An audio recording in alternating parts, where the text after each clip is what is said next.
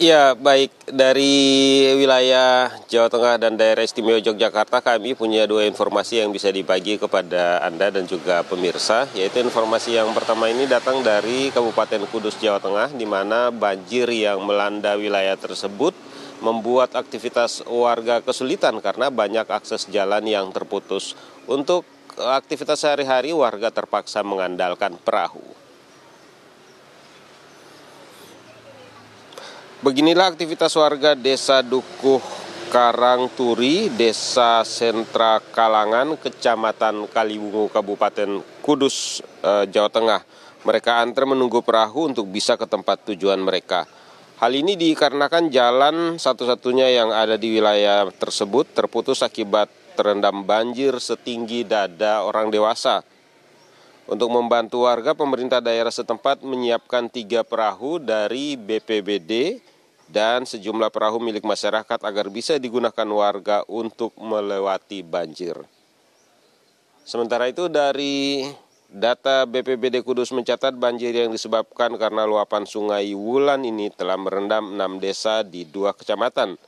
Selain itu, banjir juga berdampak pada 4.638 jiwa dan 225 rumah warga yang terendam.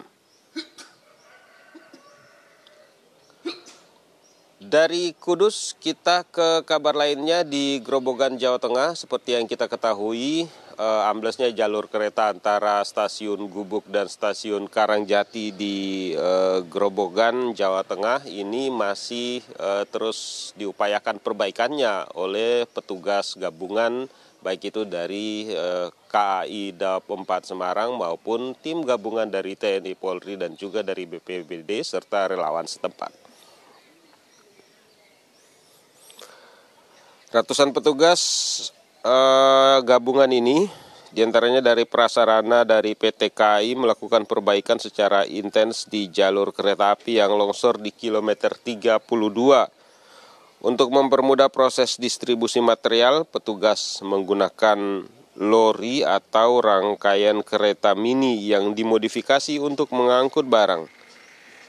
Selain itu, penerangan ekstra juga terpasang di sejumlah titik. Para pekerja memasukkan material batu ke dalam karung yang nantinya akan dipakai untuk pemadatan bantalan alas. Selain itu, sejumlah alat hidrolik juga disiagakan di lokasi. Pekerjaan ini merupakan strategi penanganan PT KAI untuk antisipasi perbaikan jangka pendek, menengah, dan jangka panjang terkait dengan musibah amblesnya jalur kereta api di wilayah utara Jawa, tepatnya di Kabupaten Grobogan, Jawa Tengah. Seperti itu dua kabar yang bisa kami bagi pagi ini dari wilayah Jawa Tengah. Kita kembali ke Jakarta. Baik, dari Yogyakarta kita beralih ke Makassar. Sudah ada Syamsul Ma'arif di sana. Syamsul, ada informasi menarik apa di Makassar pada pagi hari ini? Silakan dengan informasi Anda. Baik, Herinda dan pemirsa, dari wilayah Biru Makassar, hari ini ada dua informasi yang akan kami sampaikan. Dan informasi pertama, kita awali dari wilayah Gorontalo, di mana ratusan rumah warga di Kecamatan Tilango, Kabupaten Gorontalo, terendam banjir akibat luapan air Danau Limboto. Sejumlah warga yang terdampak memilih tinggal di rumah mereka dengan alasan untuk menjaga harta benda mereka.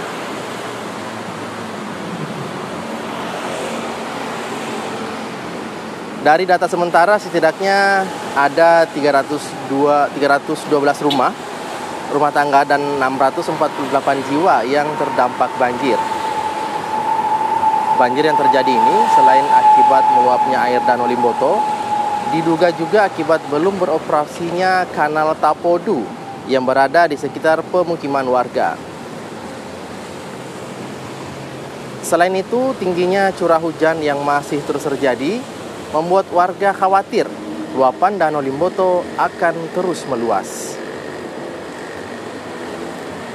Warga berharap pemerintah daerah setempat bisa memberikan solusi agar banjir tidak semakin parah.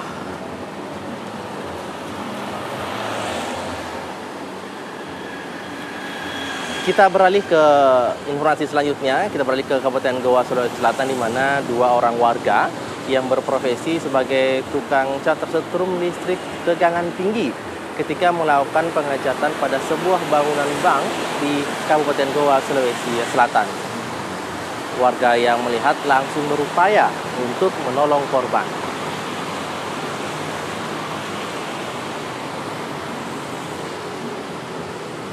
Video amatir ini memperlihatkan saat salah satu korban tak sadarkan diri dan tersangkut di rangka bambu usai tersetrum aliran listrik bertegangan tinggi. Usai dievakuasi warga, korban langsung dibawa ke unit gawat darurat Puskesmas Somba Opu, Kabupaten Goa, untuk mendapatkan pertolongan medis. Sedangkan rekan korban yang berusaha menolong juga sempat tersetrum hingga terjatuh dan diselamatkan oleh warga.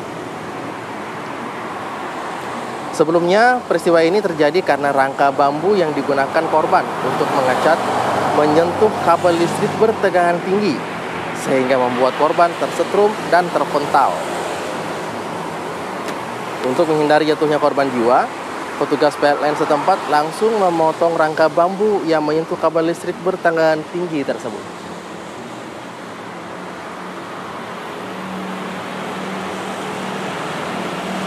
Ya, Herninda dan pemirsa, itu tadi 2 informasi dari wilayah Biro Makassar. Kita kembalikan ke Anda di studio.